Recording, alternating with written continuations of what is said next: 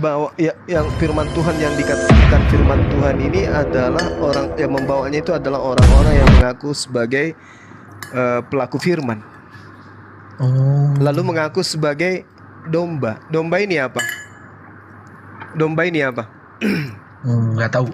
Domba ini adalah Bani Yakub, kan gitu. Artinya Bani Israel. Artinya orang-orang yang mengaku sebagai pengikut nabi-nabi Israel. Nah, siapa kira-kira yang melakukan ini? Islamkah, Kristenkah, Hindukah, Buddha, atau agama mana? Jadi ketika Yesus menyatakan di dalam Yohanes 7, Matius 7 nomor 15, waspadalah kepada nabi-nabi palsu.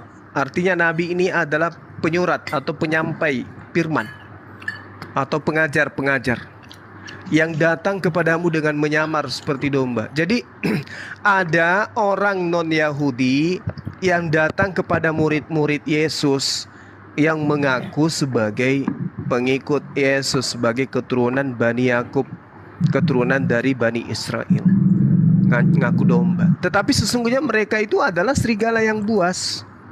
Nah, lalu kemudian ayat 16-nya, nomor 16-nya menerangkan, dari buahnya lah kamu akan mengenal mereka. Artinya dari ajarannya. Dari ajaran oknum ini akan kita tahu bahwa mereka ini sebenarnya bukan domba, tapi nyamar domba. Mereka adalah serigala. Ajaran seperti apa yang dibawa? Tentu ajaran yang tidak berkesesuaian dengan ajaran para nabi.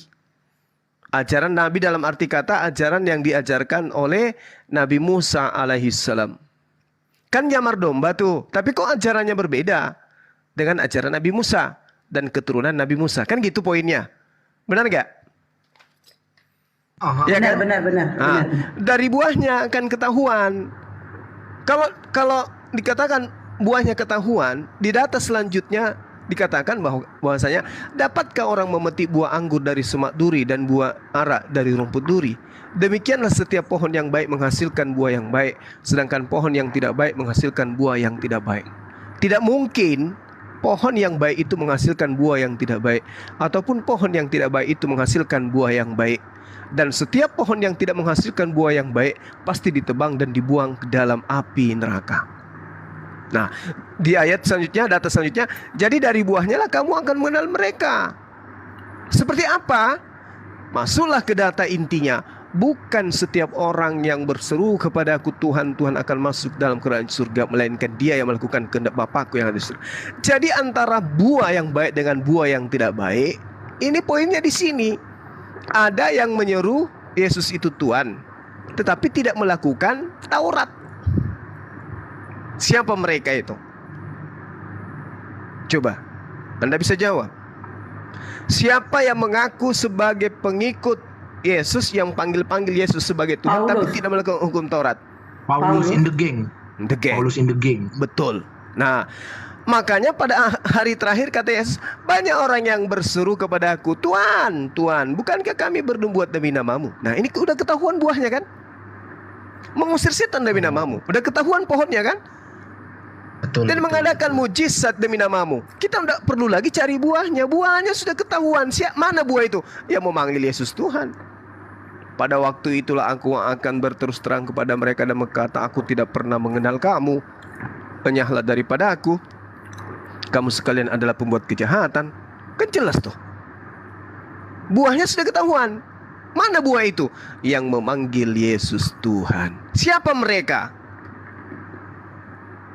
Itulah Kristen. dia, Kristen. Lalu ending penjabaran yang sangat-sangat bisa dipahami dengan mudah untuk mengetahui siapa yang akan diusir. Data selanjutnya, setiap orang yang mendengarkan perkataanku ini dan melakukannya. Tuh coba, berarti standar kebenaran antara poin buah yang baik dan buah yang tidak baik itu adalah mendengarkan perkataan Yesus dan melakukan perkataan itu. Itu ibarat orang yang mendirikan rumah di atas batu. Kemudian ketika turun hujan, datanglah banjir, lalu angin melanda rumah itu, tetapi rumah itu tidak rubuh sebab didirikan di atas batu. Siapa mereka yang melakukan perkataan-perkataan Yesus? Kan jelas tuh. Akan tetapi, nah data selanjutnya, ini kita lihat buahnya. Akan tetapi, setiap orang yang mendengarkan perkataanku ini dan tidak melakukannya, ia sama dengan orang yang bodoh, yang mendirikan rumahnya di atas pasir. Kemudian turun hujan dan datanglah banjir, lalu angin melanda rumah itu, sehingga rubuhlah rumah itu dan hebatnya kerusakannya. Kan jelas tuh. Nah sekarang mari kita buktikan. Yesus mengatakan, pergilah kepada imam-imam, perlihatkanlah dirimu, lakukanlah persembahan yang diperintahkan Nabi Musa alaihissalam. Pertanyaannya, Yesus mengajarkan untuk melakukan persembahan-persembahan yang diperintahkan Nabi Musa. Persembahan yang diperintahkan Nabi Musa, imamat 1, imamat 2, imamat 3, imamat 4, imamat 18, jelas sekali adalah persembahan hewan. Maka siapa yang melakukan perintah, mendengarkan perkataanku dan melakukannya, ia ibarat membangun rumah di atas batu. Badai tidak akan pernah bisa kemudian merubuhkan, karena dia membangunnya di atas batu. Tapi penyamar-penyamar ini, serigala-serigala yang nyamar domba ini, mereka kemudian tidak mendengarkan tapi tidak melakukan. Ketika diperintahkan lakukan persembahan seperti persembahan Musa, malah dia melakukan persembahan seperti persembahan dewa Molok. Kemana perginya? Enyahlah daripadaku, engkau semua pembuat kejahatan. Gitu bang. Oke. Lanjut. Selamat sore Bulung. Bulung selamat sore. Oke, selamat sore Pangeran. Sore. Agama apa bang? Pangeran. Pangeran. Pangeran. Ya. Bani typing bunda. Iya. Agama Kristen ya Pangeran ya. Oke, silakan. Apa yang mau diskusi apa?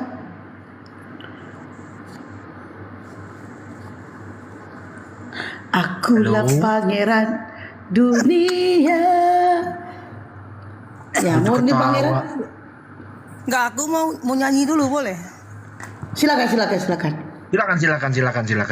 Asal jangan malu-maluin ini suara kamu. Oh iya. Nah. Allahu Akbar, Allahu Akbar. Wih, Asyhadu an la ilaha illallah. Oh, muadzin kali ini orang. Asyhadu anna Muhammadar Rasulullah. Hayya 'alal salati, hayya 'alal falah. Qad qamati salatu, qad qamati salat. Udah. kok lain? Itu Bang Juma coba kok lainnya? Oh, jadi malah komat, Bang. Oh, malah jadi komat. Iya, Masa nggak komat apa-apa. kayak Itu gitu? Nyanyiannya dia begitu, nggak apa-apa. Masya Allah. Iya, Itu pujian seruan. Jadi mau apa? Mau ajan, Bu?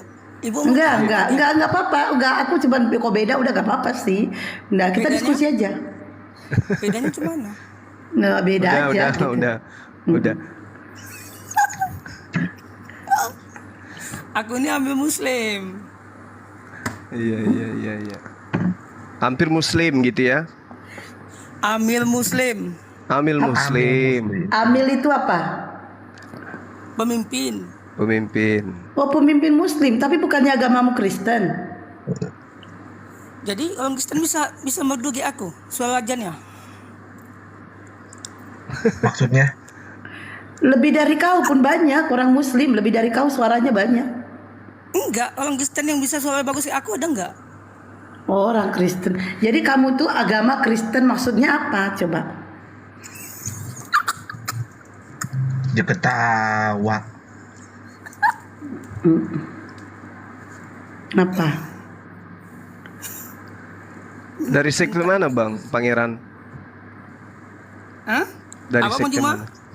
Dari sekte mana? Dari Kristen mana? Iya. Sekte. Sekte itu apa? Pengikut. Abang dari Gantian pengikut ketawanya mana, Bang? ya. Katanya Kristen tapi Pengikut Nabi Muhammad Sallallahu Alaihi Wasallam. Beliau ini Muslim kayaknya. Coba syahadat Bang Pangeran, coba syahadat. enggak, kalau Coba dia syahadat. Muslim kenapa ngaku Kristen? Biar naik lah. Kalau nggak Astagfirullahaladzim, ya Allah, murtad tuh namanya. Tapi tuh salah loh ajannya tadi kan Bang Juma. Aku nggak perhatikan. Salah ajannya Itu tuh. komat itu Yang mana komat salah? itu. Oh itu komat. Itu komat Salahnya tadi. di mana Jadi kan salahnya? kodok komat isola. Oh, oke. Tapi seharusnya nggak boleh kayak gitu ya. Pangeran nggak boleh Salah ngaku. ya Bu. Nggak pangeran. Dengar aja. Dengerin dulu, nggak boleh ngaku Kristen kalau hanya sekedar mau naik. Ya, itu sama aja kamu memurtad, murtadkan diri sendiri hanya sekedar mau naik ke atas. Tahu nggak? Kalau aku bilang Islam aku bisa naik. Ya naik, ini orang Islam semua naik gak masalah. Kamu mau ngapain coba? Mau sapa-sapa Bang Juma silakan, mau tanya Bang Juma silakan, tapi jangan ngaku-ngaku murtad. Itu kamu udah murtad tahu nggak? Aku nggak pernah ngaku murtad. Kamu ngaku Kristen, Oten kamu itu di agama apa typing, rupanya? kamu di typing ngaku Kristen. Nah, Oten, bukan Kristen, Oten.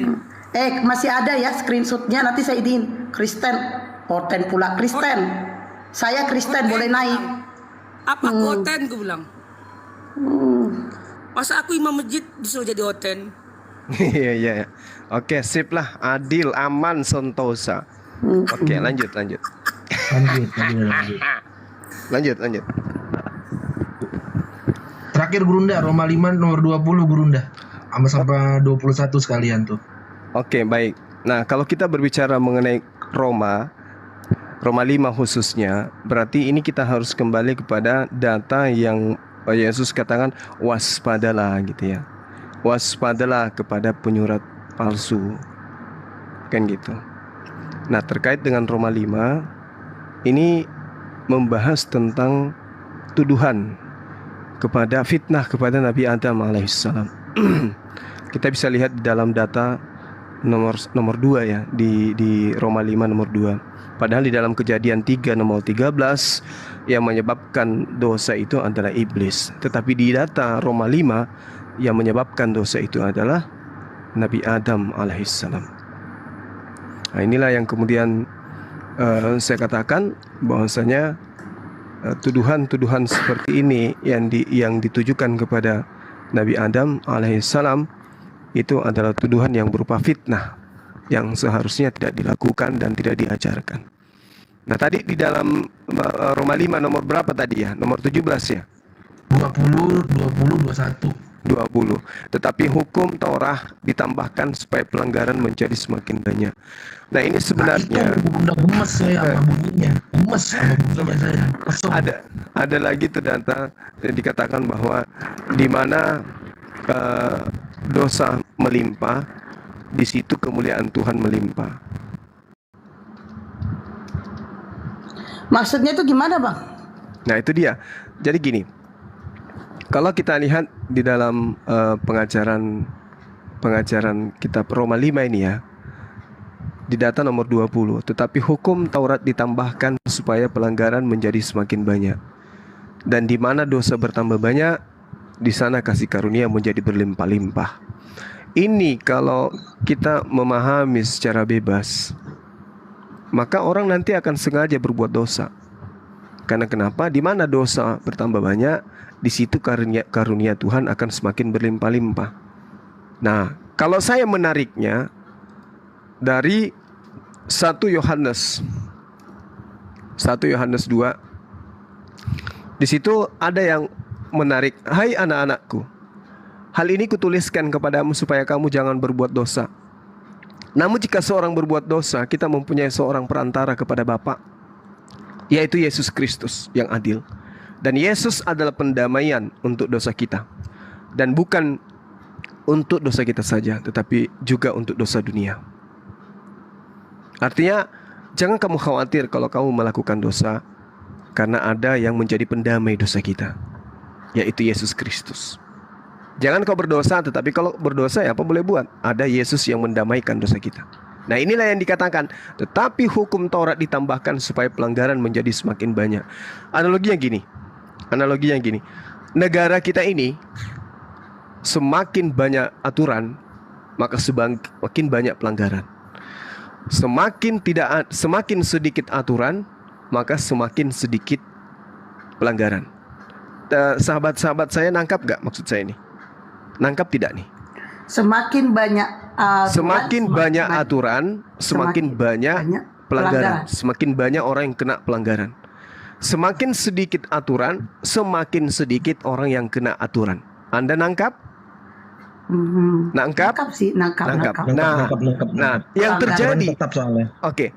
Nah, yang terjadi adalah semakin banyak aturan, semakin banyak kena pelanggaran. Oke?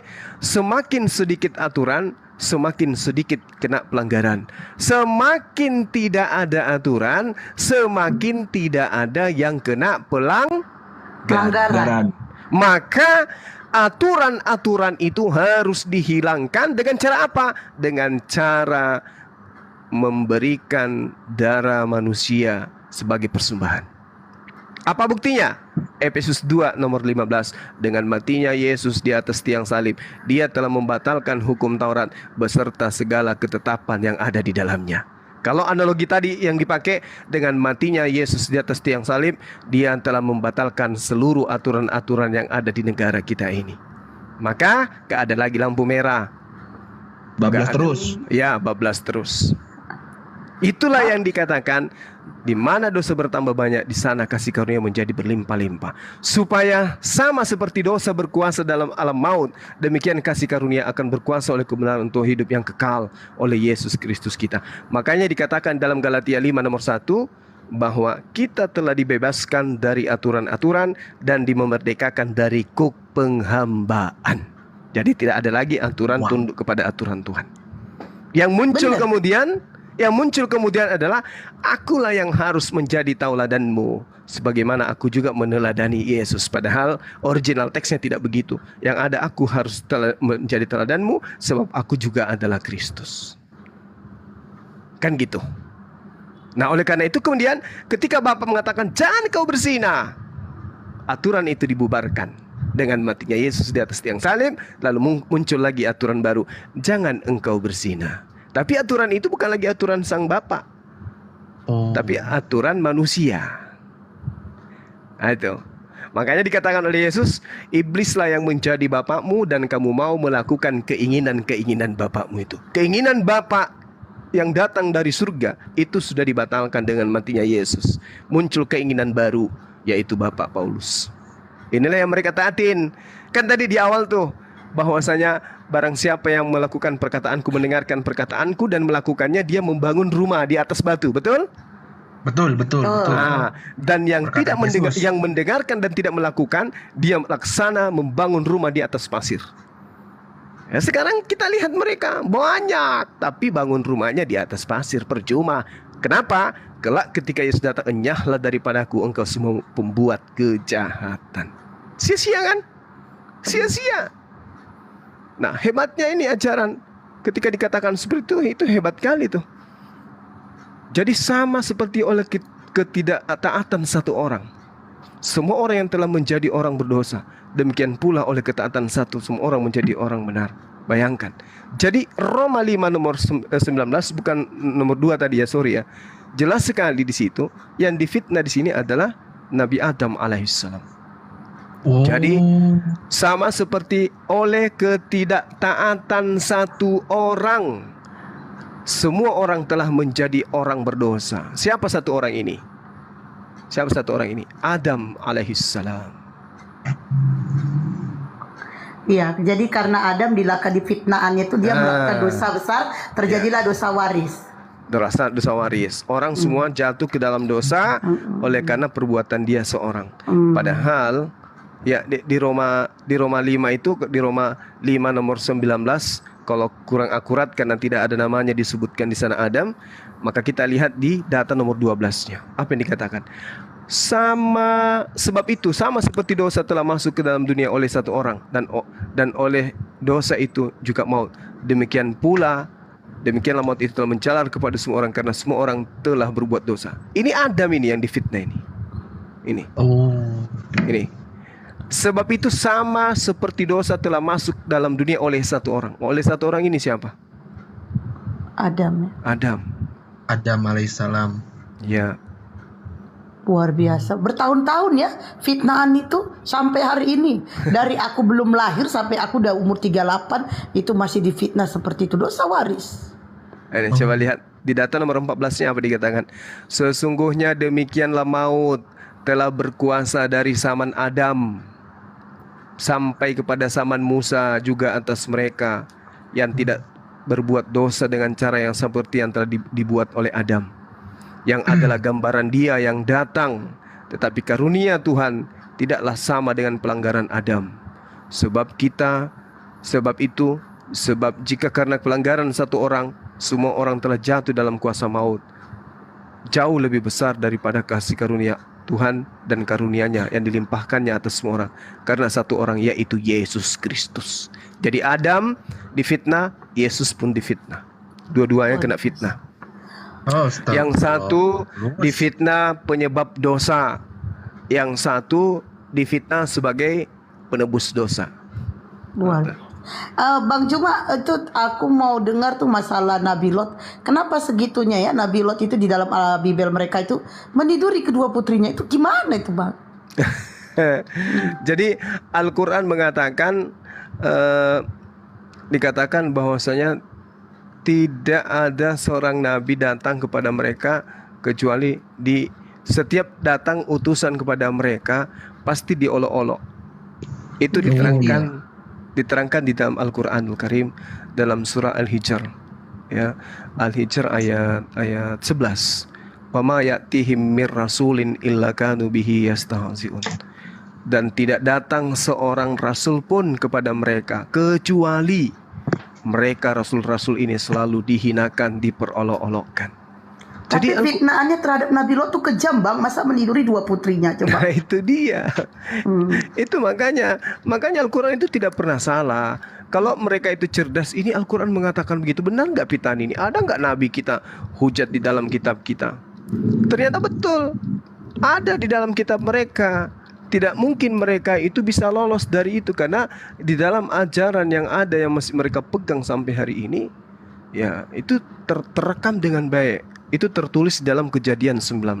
Mulai dari nomor berapa itu ya? Mulai dari nomor 33. Baca aja terus itu. Bagaimana kemudian dikatakan pada malam itu ayah mereka minumkan anggur, kemudian masuklah yang lebih tua untuk tidur dengan ayahnya, dan ayahnya tidak mengetahui ketika anaknya tidur dan ketika ia bangun. Begitu juga anak yang kedua. Jadi anak perempuan membuat mabuk orang tuanya, habis itu dia perkosa ayahnya. Nah, jadi kebalik. Keji sekali. Lalu masuklah yang lebih tua untuk tidur dengan ayahnya. Kan ayahnya lagi mabuk tuh. Allahu Akbar. Ini fitnahan. Makanya Al-Quran mengatakan itu. Al-Quran itu tidak setengah-setengah ketika memberikan informasi. Betul enggak itu? Kita cross check, ternyata betul. Wa ma yantihim mir rasulin illa kanu bihi yastahzi'un. Diolok-olok, memperolok-olokkannya. Jadi utusan-utusan itu soal diolok-olok. Nah inilah yang terjadi. Benar apa yang diterangkan oleh Al-Quran, dibuktikan oleh kitab mereka. Sesuai dengan pertanyaan saudara saya, Kejadian 19 jelas sekali di sana bagaimana kemudian Nabi Lot itu diceritakan dimabukkan oleh anaknya, lalu kemudian digagahi oleh anaknya itu sendiri. Coba, apakah itu rasional bisa berlaku seperti itu kepada seorang nabi? Apakah enggak sekejam itu? Luar biasa Bang fitnah. Pada malam itu mereka memberi ayah mereka minuman anggur. Lalu masuklah yang lebih tua untuk tidur dengan ayahnya. Dan ayahnya itu tidak mengetahui ketika anaknya itu tidur dan ketika ia bangun. Berarti yang menggagahi siapa? Anak atau ayah? Anak. Keesokan harinya berkatalah kakaknya kepada adiknya yang juga perempuan, Tadi malam aku telah tidur dengan ayah. Baiklah malam ini juga kita beri minum anggur. Masuklah engkau untuk tidur dengan dia, supaya kita menyambung keturunan dari ayah kita. Na'udzubillah, summa na'udzubillah. Demikianlah juga pada malam itu mereka memberi ayah mereka minum anggur. Lalu bangunlah yang lebih muda untuk tidur dengan ayahnya. Dan ayahnya itu tidak mengetahui ketika anaknya itu tidur dan ketika ia bangun. Lalu mengandunglah kedua anak Lut itu dari ayah mereka. Lele. Ayo. Yang lebih tua melahirkan seorang anak laki-laki dan menamainya Moab. Dialah bapa orang Moab yang sekarang. Dan yang lebih muda melahirkan seorang anak laki-laki yang namanya Ben-Ami. Dialah bapa Bani Amon yang sekarang. Ayo, siapa pelanjut Bani Amon? Ngeri kan? Siapa pelanjut Bani Moab? Ngeri kan? Subhanallah, alhamdulillah kita tidak berasal dari keturunan itu. Ya Allah, Ya fitnah sebenarnya macam apa kejadian lagi, itu pun coba? nggak ada bang. Itu sebenarnya nggak ada, cuma fitnahnya tuh ngeri loh. Kenapa mesti Ya sampai Ini harus ada. kaos? Kalau ini diakui firman Tuhan, ini harus ada. Makanya kita nggak akui ini bukan firman. Ini kita akui ini firman Tuhan. Kan Al-Quran sudah mengatakan itu. Wa ma ya'tihim min rasulin illa kanu bihi yastahzi'un. Malah Al-Quran menggariskan. Ya ahlal kitab, lima talbisunal haqqa bil batil. Wahai ahli kitab, mengapa engkau mencampur adukkan antara hak dan kebatilan, antara kebenaran dan kebatilan. Ini batil ini. Ini batil. Dicampur dengan kebatilan, ini batil. Wa ya'tumul haqqa, dan engkau menyembunyikan kebenaran, wa antum ta'lamun, sementara engkau mengetahui. Mengetahui itu adalah kebatilan. Inilah yang tertulis. Mau gitu keturunan kita punya keyakinan seperti ini? Mau? Na'udzubillah tsumma na'udzubillah. Jangan mau. Makanya kami sebagai apologet, kita semua gigih memperjuangkan akidah umat ini supaya tidak berpaling kepada ajaran seperti ini. Allahu Akbar. Ini saya pertanyaannya bang gini, pertanyaanku ini. Yang ini kan termasuk dosa jariah ya, penulisnya ya. Ini penulisnya ini otomatis salah ya. Bahkan kurasa nggak tahu lah neraka jahanam gak ada ampunnya karena masih dibaca oleh orang. Nah ini orang-orang yang Kristen yang membaca ini, mereka itu gimana? Menyalahkan kitabnya atau menyalahkan pendetanya? Gimana sih bang ini? Itu dia masalahnya. Ini secara terstruktur dan terencana. Baik yang menuliskan, merevisi, menerjemahkan, begitu juga narasi yang ada di dalamnya. Coba bayangkan nih, di data nomor 32-nya di Kejadian 19. Marilah kita beri ayah kita minum anggur, lalu kita tidur dengan dia, supaya kita menyambung keturunan dari ayah kita. Tentang kan sudah terencana itu. Terencana. Tega kali dia. Bapaknya sendiri dikasih minuman khamar, dikasih balok, tuak, mabok, habis itu diocoin, habis itu aduh, nauzubillah min zalik. Kayak mana ceritanya ini ya Allah ya Rabb? Astagfirullahaladzim. Itu kan iya berarti pendetanya ini kan udah tahu nih Bibelnya. Dia termasuk kena dosa jariah juga ya bang ya? Aku nggak berkongko-kongko dengan itulah. Coba fitnahannya kepada kita data ini. Kita lihat fitnahannya ya di data nomor 31. Kata kakaknya kepada adiknya, ayah kita telah tua dan tidak lagi ada laki-laki di negeri ini yang dapat menghampiri kita seperti kebiasaan seluruh bumi. Kan kita yang kena fitnah juga ini. Katanya ini adalah merupakan suatu kebiasaan. Aku enggak, kalian aja ya. Enggak lah bang, enak kali. Nah itu dia. Aku capek kali aku tobat, aku kena juga. Aduh. Lalu bagaimana dengan Amsal bang? Tanggapan apa dengan Amsal? Amsal 7 ayat 18-19. Ini rumor rungkat. Enggak apa-apa itu kalau bahas. Itu gimana bang? Kan itu Enggak. maksudnya itu kan tetap yang disalahkan tetap penulisnya. Nah bapak-bapak gereja kan tahu isi kitabnya tuh. Lalu kenapa mereka menutup diri atau menutup kebenaran hanya karena perpuluhan? Apa mereka nggak paham dengan dosa itu, bang? Ini bukan itu yang jadi masalah sekarang, Ukhti. Yang jadi masalah itu Kalau data ini dibaca pakai toa, Janganlah bang, anakku masih ya kan kecil. beritakanlah firman Tuhan kepada seluruh makhluk. Bacalah ini. Pergilah Lot dari Zoar, dan ia menetap bersama-sama dengan kedua anaknya di perempuan di pegunungan, sebab ia tidak berani tinggal di Zoar. Maka diamlah ia dalam satu goa beserta kedua anaknya. Kata kakaknya kepada adiknya, ayah kita telah tua, Nduk, dan tidak ada laki-laki di negeri ini yang dapat menghampiri kita seperti kebiasaan seluruh bumi. Marilah kita beri ayah kita minum anggur, lalu kita tidur dengan dia, supaya kita menyambung keturunan dari ayah kita. Pada malam hari itu, mereka memberi ayah mereka minum anggur. Lalu masuklah yang lebih tua untuk tidur dengan ayahnya. Dan ayahnya itu tidak mengetahui ketika anaknya itu tidur dan ketika ia bangun.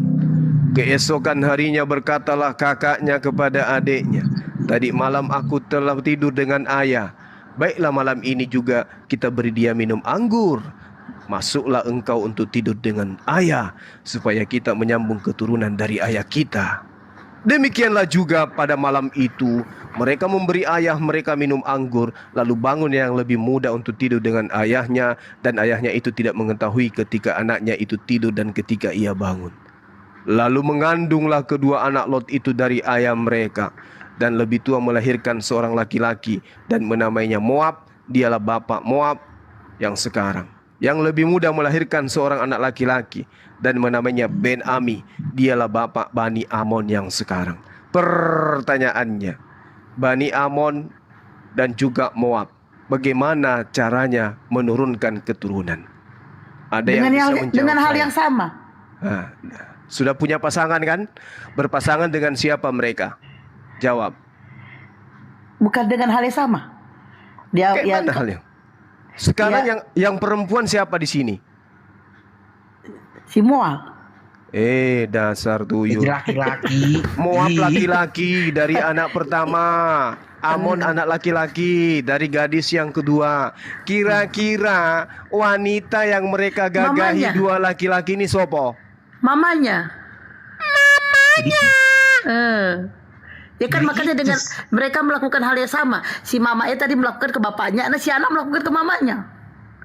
Loh, bukan kayak gitu. Lah ayahnya aja mereka berani lakukan itu, apalagi kepada anaknya, wong dia yang ceboin.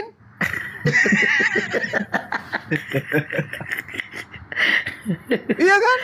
Nah yang jadi pertanyaan, di sana nggak ada laki-laki, bapaknya udah tua. Mereka ngambil tuanya itu di mana? Berarti Beli mama kali sama beli anak di warung. berhubungan. Beli di warung, pakai Gojek gitu, pakai Grab. Mama sama anak berhubungan, hubungan saudara. Aduh. Parah ini, parah. Udah ya, saya Udah. jangan lagi ditanya-tanya yang kayak gini-gini ya. Penting. Udah, Gurunda itu kok Gurunda bisa tahu sih Tuhannya orang Kristen itu di Wahyu 5 ayat 6? Nomor 6. Kan memang kayak gitu.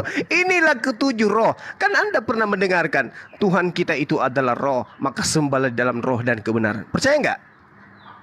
Ya nggak tahu Sembahlah Gurunda. dalam kebenaran. Iya kan? Benar nggak tuh, Ukti? Iya sih. Karena Tuhan kita adalah roh, maka sembahlah dalam roh dan kebenaran. Nah sekarang mana Tuhan mereka itu? Kita lihat Wahyu 5 nomor 6. Maka aku melihat di tengah-tengah tahta dan Wahyu 5 nomor keempat. 6. Iya. Dan di tengah-tengah tua-tua itu berdiri seekor anak domba. Ini ada lagi yang digelari seekor, seperti telah disembeli. Nah, siapa yang disembeli? Lihat 1 Korintus 5 nomor 7. Iya, 1 Korintus 7, 1 Korintus 5 apa 1 Korintus 1 Yohanes? 1 Korintus 5 nomor 7. Jelaskan di sana, buanglah ragi yang lama itu supaya kamu menjadi adonan yang baru. Sebab kamu tidak lagi beragi. Sebab anak domba Paskah kita juga telah disembelih, yaitu Yesus. Berarti seekor anak domba ini adalah Yesus. Bertanduk 7 dan bermata 7. Itulah ketujuh roh Theos yang diutus ke seluruh bumi. Nah lo. Oh, ini penggambaran Bang Suma, nenek lu kiper. Mana ada ini penggambaran? Aku melihat penulis kitab Anda mengatakan, aku melihat. Berarti kalau melihat berarti sudah dilihat. Kenapa Anda tidak meyakini ini? Sedangkan penulis Lukas, penulis Markus mengatakan, aku melihat Yesus duduk di sebelah kanan Bapa. Kok Anda meyakini bahwa Yesus itu duduk di sebelah kanan? Emang dia pakai teropong apa sampai ke surga matanya melihat? Gak mungkin kan? Tapi kenapa Anda yakin? Padahal itu bukan pengungkapan. Sedangkan kitab Wahyu adalah kitab pengungkapan. Diungkap semuanya. Di situ dikatakan, aku melihat. Apa bahasa Jawanya melihat? Melaku-melaku. Ya. Iya, melaku jalan kayaknya. Oh, jalan-jalan. Celodus bukan? Oke. Nah itu dia. Berarti kalau aku melihat di tengah-tengah 4 makhluk itu dan di tengah-tengah tuati itu berdiri seekor anak domba seperti telah disembelih, bertanduk 7 dan bermata 7. Coba bayangkan, apa yang dilihat ini? Itulah ketujuh roh Theos yang diutus ke seluruh bumi. Ini Theosnya kita nggak tahu Theos apa. Kalau di sini tulisannya di kitabnya mereka tulisannya Allah. Enak kali, makanya aku nggak mau. Ada kata Allah dalam kitab mereka. Yang benar di sini adalah Theos. Theos yang mana? Theos itu dewa. Dewa yang mana? Dewa mbahmu, dewa Molok, atau dewa Dagon? Dewa Zeus, Bang. Dewa Zeus menang Oh, Delo. Iya. Dewa Zeus. Nah, itu kan? Itulah ketujuh roh Theos yang diutus ke bumi. Ih, merinding aku. Ketemu ini lari kita. Saya gebukin ya, ada Garuda. Oh, gebukin. Masih berani juga rupanya antum ya. Aku lari saya nih, lari. Oh, silakan. Lari. Saya mau bergebuk. Lari ambil parang untuk ku sembeli, ku bilang. Bosan berantem sama manusia mulu saya. Saya mau nyoba yang lain. Nah ini sadis ini. Jadi kayak gitu ya teman-teman sekalian. Jelas sekali ya. Penghinaan. Yuk Bang Alandra, silakan apa yang mau ditanggapi Bang Alandra. Waktu saya masih ada 10 menit. Sini mau maghrib teman-teman. Assalamualaikum warahmatullahi wabarakatuh Bang Zuma semua. Waalaikumsalam. Waalaikumsalam warahmatullahi wabarakatuh. Tak dulu nih kok jadi fotonya Yesus nih. Maksudnya apa nih? Itu baca lagi kalimatnya. Bitch, read my book. Itu kan suatu ejekan secara halus. Bukan ejekan itu Bang. Itu terapi namanya, terapi akal secara halus gitu, supaya orang Siap, itu Bang. tersadar gitu. Ya kalau sadar Bang. Ya kalau tidak sadar berarti 1 Korintus 4:10. Iya betul. Bang Zuma, Mereka bodoh gara-gara Kristen. Yes. Bukan gara-gara Kristus. Ya gimana? kalau saya kan juga suka warawiri di komal-komal Oten, komal-komal si A, komal-komal yang temannya Ki Ahmad, dan mereka juga welcome sih sama saya kan kalau di roomnya suka dikasih naik. Cuma Iya. mungkin berikut Bang Zuma atau apologet muslim lain itu banyak menjelaskan perihal hadis gitu loh Bang. Soalnya mereka mungkin sudah kurang dapat mencari titik lemah dari Al-Quran kita ya. Karena memang sudah sempurna kan dari dulunya. Jadi mereka banyakkan menyerang pihak dari sebelah itu dari hadis. Nah, hadis itu kan memang sampai sekarang tuh kan ada penafsiran dari beberapa perangkumnya Bang Suma. Mungkin dari situ di Komal ini nih lebih kita memperlurus, karena apabila kita yang daya pemikirannya masih setengah-setengah, kita nanti bisa terikut-ikut juga dengan pemikiran mereka Bang. Begitu Bang. Iya, baik. Jadi gini Bung, mumpung diingatkan oleh saudara kita Alandra ini. Saya dulu memang sering menyerukan agar teman-teman yang belum sanggup kemudian untuk menelaah lebih jauh atau membentengi hati, amarah dan seterusnya, agar menghindari komal-komal mereka gitu. Itu pesan-pesan saya itu begitu emang. Karena kenapa? Di sisi lain juga kita tidak bisa kemudian melarang mereka untuk melakukan tindakan yang mereka ambil saat ini. Silakan aja. Silakan mereka membawa hadits. Dengan begitu umat Islam akan terpanggil untuk menjelaskan itu kan gitu.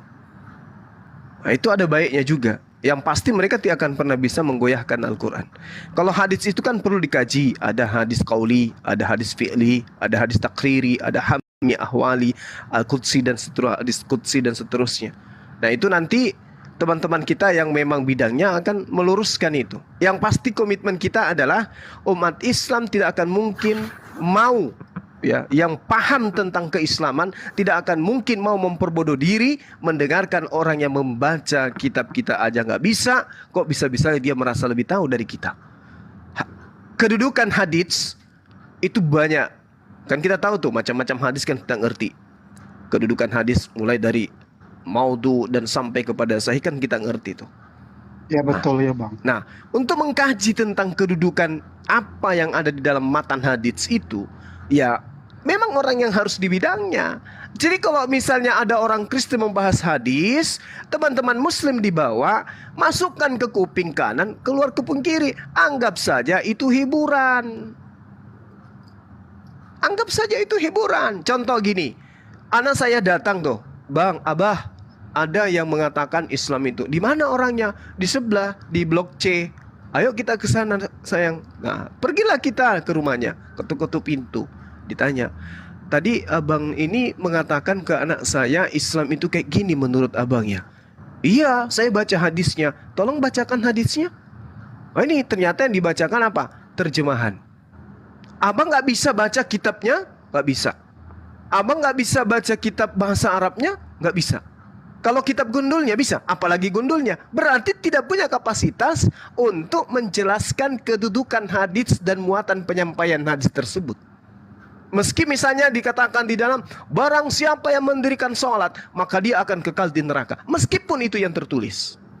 Tapi karena orang ini tidak pantas, tidak wajar, bukan tempatnya dia untuk membahas hadis, ya tinggalkan. Dengarkan, dia ngoceh, dengarkan aja kok ocehannya. Sama seperti si Rati, dengarkan aja. Dengarkan aja. Karena semua orang bisa. Jangankan yang kayak begitu, loh manusia aja mereka bisa edit jadi Tuhan. Jadi tugas kita kemudian teman-teman Muslim ini yang masih belum mampu untuk menahan diri, ya hindari komal-komal mereka. Apalagi tampil sebagai narasumber. Apalagi tampil sebagai narasumber. Berikan teman-teman kita yang memang pakarnya untuk melakukan itu. Karena membahas hadis itu, ya memang semua hadis itu dibahas. Bukhari membahas semua hadis. Tapi nanti ada kelompok-kelompok hadisnya itu. Kelompok-kelompok hadis itu ada. Nah, kapan ada pemberitaan yang berseberangan dengan Al-Quran, patut dicurigai. Karena kenapa? Hadis itu dituliskan 2000 tahun setelah baginda Rasulullah Muhammad SAW itu wafat. Artinya hadis kita harus berhati-hati. Harus berhati-hati. Berbeda dengan Al-Quran. Al-Quran dihafalkan dan dituliskan pada zaman Rasulullah. Sedangkan hadis itu nanti dikumpulkan lalu dipelajari kaidah-kaidah kesahihan, kedaifan dan seterusnya nanti setelah abad kedua, setelah Rasulullah. Gitu. Karena Rasulullah melarang, jangan kau tulis dariku selain daripada Al-Quran. Barang siapa yang menulis, hapuskan. Maka apa yang terjadi? Orang cuma menyampaikan. Seperti misalnya nih, Bang Suma nih mengatakan sesuatu, tidak dituliskan, tapi ada yang mendengarkan. Yang mendengarkan ini menyampaikan kepada orang setelahnya menyampaikan lagi. Itu yang dikatakan mata rantai sanad, mata rantai penyampaian. Kedudukan informasi itu benar, akurat, benar-benar bersumber dari Rasulullah dan disaksikan oleh orang-orang yang dipercayai, maka itu disebut sahih. Tapi pemberitaan simpang siur tentang beliau tentu banyak. Nah, kedudukannya inilah yang perlu dicermati. Lalu kemudian muncul orang yang mau mengkritisi Islam dengan hanya metode terjemah. Gak bisa dijadikan sebagai landasan pijakan. Kecuali kita ini yang imannya, keislamannya itu rapuh. Yang tidak pernah ikut kajian-kajian Islam. Nah, bagaimana mungkin kemudian ada orang yang menjelaskan kesalahan daripada isi komputer, komponen komputer, sementara mereka ngerti MOS aja enggak. Apa itu MOS, apa itu CV, apa itu kemudian data, kabel data, dia nggak tahu. Lantas kemudian dia nyalah-nyalahkan. Oh ini loh ada tulis gini. Maka ya tinggalkanlah yang seperti itu. Saya sarankan tinggalkan. Lebih baik masuk ke komal-komal yang berkualitas bahasannya. Saya kira begitu, sahabat. Terima kasih atas informasi yang dibawa oleh saudara Alantra dan juga sahabat Bayu Siap Nasution. Gurunda. Iya, mungkin saya pamit undur diri karena di tempat saya ini udah azan. Nah, perasaan saya yang ngomong Gurunda kokoh, kenapa jadi Bayo? Oh iya, sorry sahabatku. Yang ngomong Alandra, yang ngomong Alandra. Senju Cek Ceng. Oke, thank you. Assalamualaikum Waalaikumsalam warahmatullahi wabarakatuh. Ya. Waalaikumsalam. Oke, nanti kita lanjut lagi ya, insyaallah habis Isya. Iya, kita jumpa lagi dulu. abang mau sholat maghrib dulu, Bang Juma mau dulu. sholat maghrib. Udah azan di sini ya. Iya, Terima kasih teman-teman. banyak atas perhatian antum semua yang dibawa pertanyaan-pertanyaan Koko ini. Waduh, luar biasa juga Bang Alantra. Nanti lain kali kalau tidak ada Oten, kita tanya jawab aja yang kayak gini tuh seru ya. Iya, Yang penting bagus kita nih, jangan Bang. keluar konteks, tidak keluar daripada data yang ada di Kayaknya pertanyaan Otet juga kita. udah mulai bosan sama Bang Juma. Bukan mulai Iya, bosan, nggak udah pada lari semua. Maka dia jangan terlalu nenek lu kiper gitu, Bang. Agak bagus pasti dia itu, Bang. Ya udahlah, aku pamit dulu ya. Insyaallah Iya, Bang, besok sholat kita dulu, jumpa sholat. lagi ya. Ya, saya pamit. Iya. Terima kasih teman-teman yang ada di bawah di typing dan di channel-channel berafiliasi dengan Komal kita, Blokir Permanen, Sukil Abbas dan channel yang lain. Saya pamit undur diri. Subhanakallahumma bihamdi asyhadu alla ilaha illa anta astaghfiruka wa atubu ilaihi. Salam tauhid, salam satu Tuhan. Jayalah Islamku, jayalah Indonesia. Jayalah. Assalamualaikum Jayalah. warahmatullahi wabarakatuh. Waalaikumsalam warahmatullahi Waalaikumsalam wabarakatuh. warahmatullahi wabarakatuh. Sedih, Nonem kenapa tuh dapat sedih? salam dari Gurunda Zuma. Nanti Nonem Bang dapat Juma salam masuk dari lagi Gurunda. kalau Turun, Bunda. pada Terima waktunya kasih.